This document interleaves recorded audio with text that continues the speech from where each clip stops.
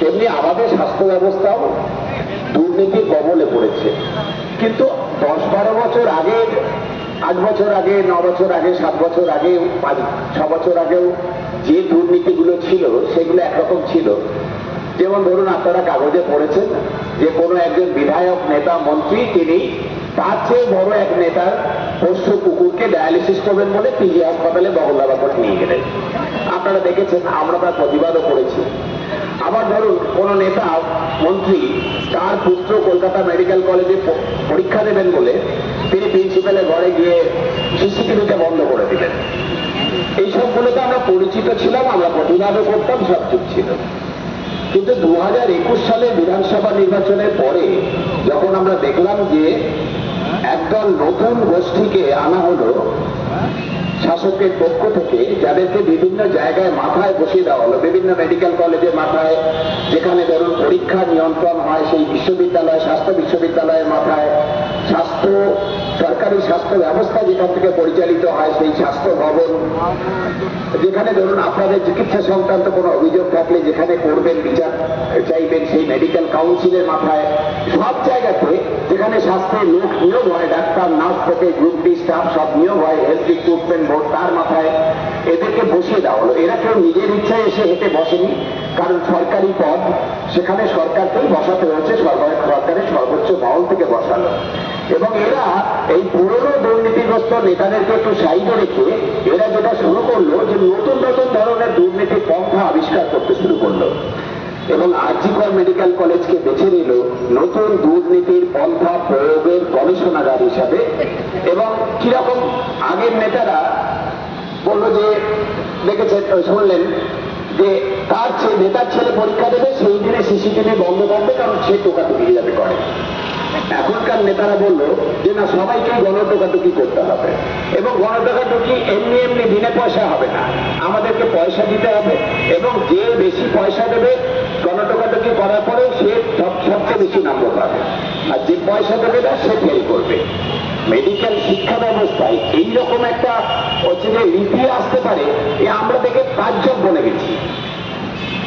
আগের নেতারা দুর্নীতি করতেন ওই রকম টুকটাক, কেউ স্কোয়ার ফুট মেপে পয়সা করি তুলতেন, কাটপানি তুলতেন বলে তার নাম, পদবীর আগে নামেই ঢুকে গেল স্কোয়ার ফুট। কিন্তু এখনকার নেতারা বললেন যে আর কোথায় কোথায় খুঁজে দেখো কি কি আছে। লাশ কাটা ঘরে ওদের নজর পড়লো, যে লাশ প্রতিদিন মৃতদেহ, যে কটা বেওয়ারিশ লাশ হয় আমাদের, আমরা যখন পড়তে ঢুকেছি অ্যানাটমিতে, তখন ওই মরা কাটা দিয়ে আমাদের হাতে করি শুরু, সার্জারি করবো বা মানব দেহের ভিতরের অঙ্গ প্রত্যঙ্গ চিনবো মরা কাটা দিয়ে। ওরা বললো যে আমরা তো লেখাপড়াই তুলে দিয়েছি, আমরা তো গণটোকাটুকি চালু করে দিয়েছি, আমরা তো কাঠপানি দিয়ে বাস পেন চালু করে দিয়েছি, তাহলে আর মরা কাটার কি দরকার? ওগুলো বরং প্রতিবেশী দেশে বা ভিন রাজ্যে চালান করে 2 পয়সা রোজগার করা যায়। নজর পড়লো হাসপাতালে বর্জ্য পদার্থ, মানে রোগীর ব্যবহৃত সুচ, সিরিঞ্জ, স্যালাইনের বোতল, এইসবগুলো যে প্রতিদিন কুইন্টাল কুইন্টাল, বিদেশি জল নয় যদিও, কুইন্টাল কুইন্টাল স্যালাইনের বোতল তৈরি হচ্ছে, সুচ, সিরিঞ্জ, গজ, ব্যান্ডেজ ইত্যাদি তৈরি হচ্ছে, সেগুলোকে ভিন রাজ্যে বা বিদেশে পাচার করে 2 পয়সা কামানো যায়। আমরা তখন থেকেই প্রতিবাদে নেমেছিলাম। 21 সালের পর থেকে বহু চিঠি চাপাতি করেছি, আমরা সরকারকে চিঠি দিয়েছি, সর্বোচ্চ প্রশাসনকে চিঠি দিয়েছি, ডেপুটেশনের সময় চেয়েছি, কেউ সে চিঠির উত্তর দেয়নি, ডেপুটেশনের সময় দেয়নি। আমরা সংবাদ মাধ্যমে বলেছি, ফলো করে সেসব বেরিয়েছে, কিন্তু হচ্ছে কেউ সেগুলো কানে দেয়নি আমাদের আর্তিগুলো। আমরা বলেছিলাম যে চিকিৎসকদের মধ্যে ফোনের বিস্ফোরণ হচ্ছে, তা কিন্তু যে কোনো দিন, মানে ভোট জমা হচ্ছে, যে কোনো দিন বিস্ফোরণ হবে। 9 আগস্টে যে ঘটনা, আমরা ঘটনা ঘটার পরে ওই জন্যই বলেছিলাম যে জি কর মেডিকেল কলেজে যে অপরাধী চক্র কাজ করছে সারা রাজ্যের স্বাস্থ্য ক্ষেত্রে, তাদের সৃষ্ট যে নৈরাজ্য, তারই অবশ্যম্ভাবী পরিণতি হচ্ছে যে এই ধর্ষণ এবং খুন। এটা নিছক আর 5টা ধর্ষণ এবং খুনের মতো বিষয় নয়, সেই জন্য এটা ব্যতিক্রমী একটা ঘটনা, বিরলতম অপরাধ। কারণ সারা পৃথিবীতে, পশ্চিমবঙ্গ, ভারতবর্ষ ভুলে যান, সারা পৃথিবীতে আমরা জিজ্ঞেস করেছি, আমাদের যোগাযোগ আছে সব দেশের মেডিকেল ফ্যাটার্নিটির সঙ্গে, যে সেই অন্য কোনো দেশে একজন মহিলা চিকিৎসক ডিউটিরত অবস্থায় তাহারই হাসপাতালে ধর্ষিতা হচ্ছেন এবং খুন হচ্ছেন, এমন কোনো দৃষ্টান্ত আর কোনো দেশের মেডিকেল ফ্যাটার্নিটি আমাদের দিতে পারেননি। আর তার চেয়ে বিরলতম ঘটনা হচ্ছে, ঘটনা ঘটার পরে আমাদের রাজ্যের প্রশাসন যা করেছে। প্রশাসন, স্বাস্থ্য প্রশাসন এবং সরকার কি করেছে একের পর এক। প্রথমে স্বাস্থ্য প্রশাসন যারা মিতার বাড়ির লোককে জানিয়েছে সে আত্মহত্যা করেছে, ডেকে এনে মা বাবাকে 3 ঘন্টার উপর মিতা মেয়েটার মুখ দেখতে দেয়নি, অথচ ওই সময়ে এই সিন্ডিকেট চক্রের যারা মাথা সেই সব চিকিৎসক ডিগ্রিধারী ক্রিমিনালদের ডেকে এনে ওইখানে আপনারা সেসব ভিডিওতে দেখেছেন, ভাইরাল ভিডিওতে সব সংবাদপত্রে দেখিয়েছে যে ওরা মৃতদেহের কাছে কেমন করে ঘুরে বেড়াচ্ছে, চেয়ার টেনে বসে মিটিং করছে, কেমন করে কেস সাল্টাতে হবে এবং কেমন করে তথ্য প্রমাণ লোপাট করতে হবে।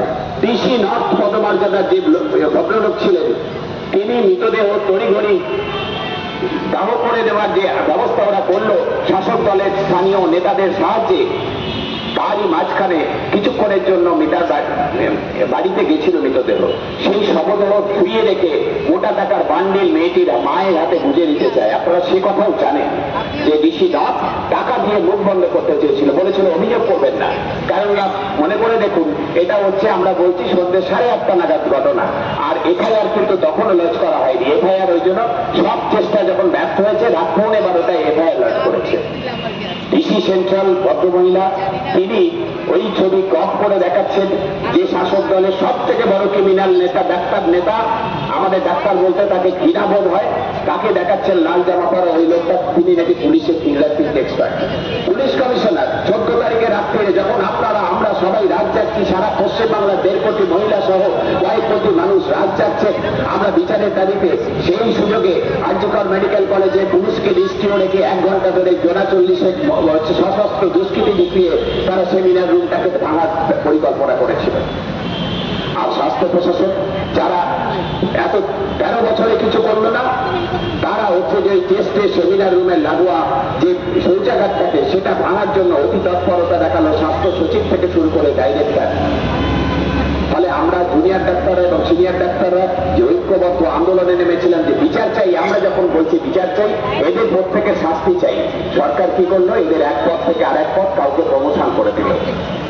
অর্থাৎ সরকার, আপনারা দেখেছেন টালা থানার ওসি যিনি এখনো গ্রেপ্তার হয়ে আছেন, তিনি গ্রেপ্তারি এড়ানোর জন্য অসুস্থতার ভান করে বিভিন্ন নার্সিংহোমে যান, ডাক্তারবাবুরা পরীক্ষা নিরীক্ষা করে দেখেন যে তার কোনো অসুখ নেই, তাকে তাই ভর্তি নেননি।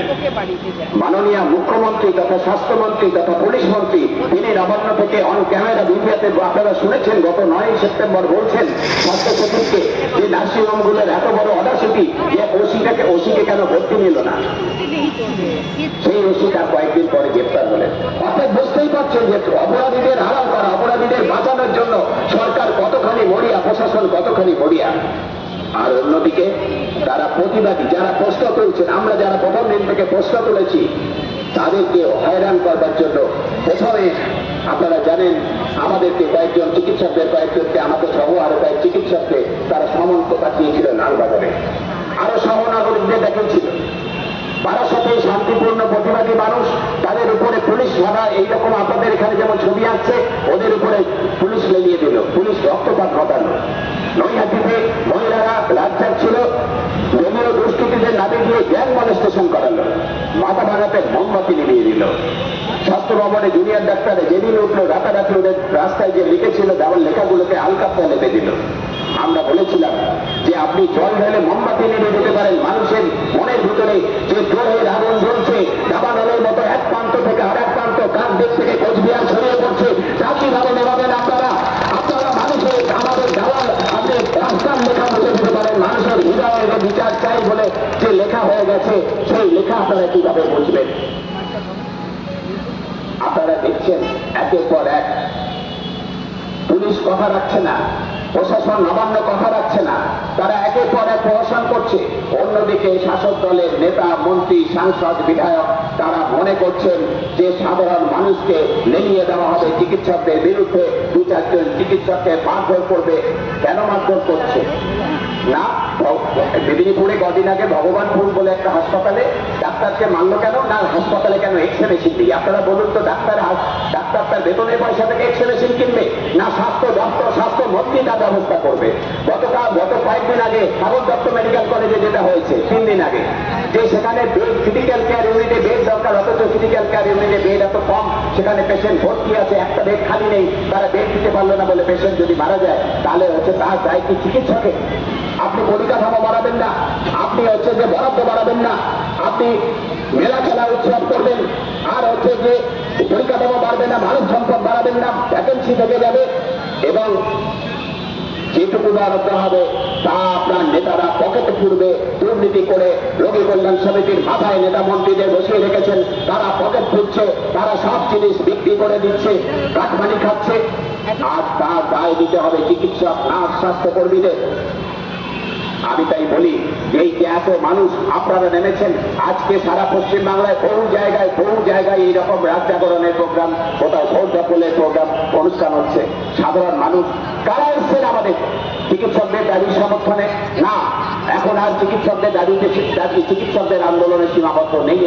এটা সাধারণ মানুষের, আপনার আমার সবার আন্দোলন হয়েছে। কেন হয়েছে? তার কারণ হচ্ছে শুধুমাত্র স্বাস্থ্য দপ্তরে, হাসপাতালে ডাক্তারদের কি অসুবিধা হচ্ছে সেই জন্য সব মানুষ পথে নামেনি।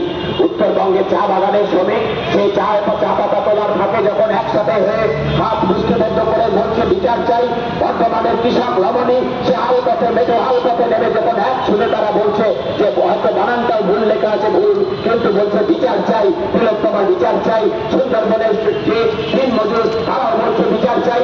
কলকাতার রিক্সা শ্রমিক থেকে, যৌন কর্মী থেকে শুরু করে, প্রান্তিক লিঙ্গের মানুষ থেকে শুরু করে অতিথি শ্রমজীবী মানুষ, পেশাজীবী মানুষ, বুদ্ধিজীবী মানুষ সবাই এগিয়ে এসে এক স্বরে বলছে বিচার চাই।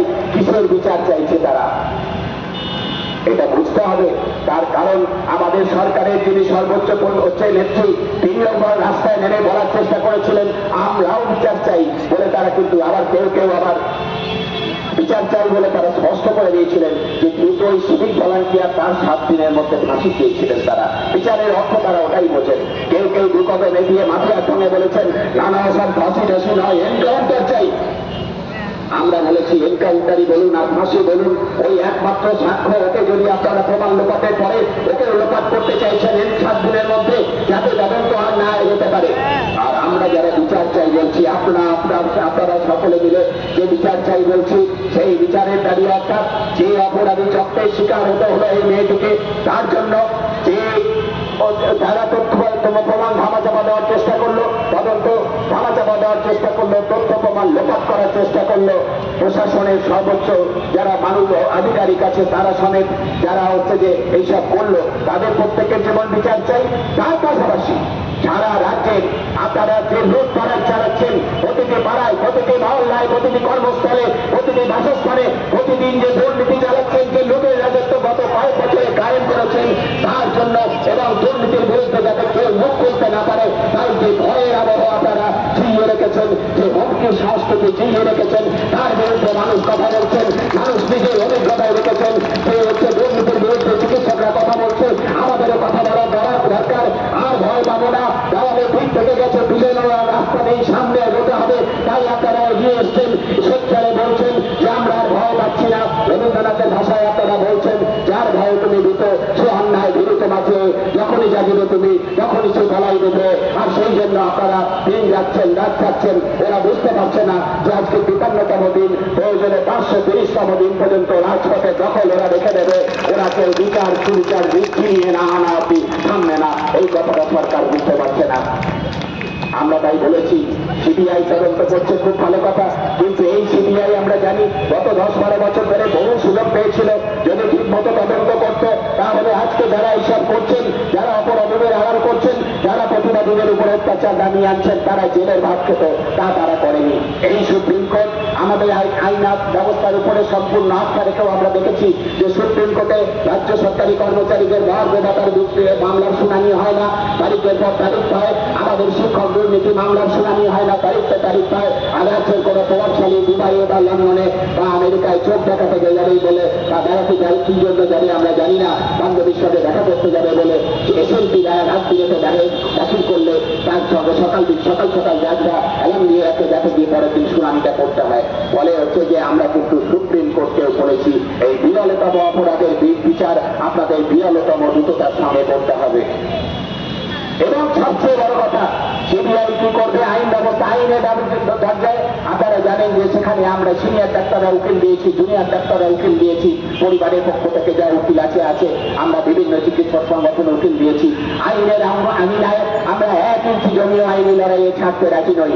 কিন্তু সবচেয়ে বড় লড়াই হচ্ছে এই রাজপথের লড়াই। এই রাজপথের লড়াইটা আমরা যতদিন জিইয়ে রাখবো ততদিনই শাসকের বুকে ভয় থাকবে যে হচ্ছে আমরা আর মানুষ আমাদের ভয় থাকছে না, এটাই ওদের সবচেয়ে বড় ভয়। সেই জন্য হচ্ছে যে ওরা এত দমনপীড়ন নামানোর চেষ্টা করেছে, কিন্তু তাকে দেখছে বিপরীত হচ্ছে। যত দমনপীড়ন নামাচ্ছে তত হচ্ছে মানুষ যেন বেশি বেশি করে ভিড় করছে, দখলে দিন দখলে প্রতিবাদী মিছিলে। কার ওরা কতজনের ওরা মুখ বন্ধ করবে? মানুষ বুঝে নিয়েছে যে মানুষই শেষ কথা বলবে, কোন রাজা রানী কেউ কথা বলবে না। ইতিহাস আমাদের সেই শিক্ষা দেয়নি। সেই জন্য আপনাদের সকলের যে ঐক্যবদ্ধ আন্দোলন, তাকে আমরা কুর্নিশ জানিয়ে চিকিৎসক আন্দোলনের পক্ষ থেকে, চিকিৎসক সংগঠনগুলোর পক্ষ থেকে আপনাদের যে সংগ্রামী মনোভাবটাকে আরেকবার অভিনন্দন জানিয়ে আমি আমার বক্তব্য শেষ করছি। নমস্কার, ধন্যবাদ।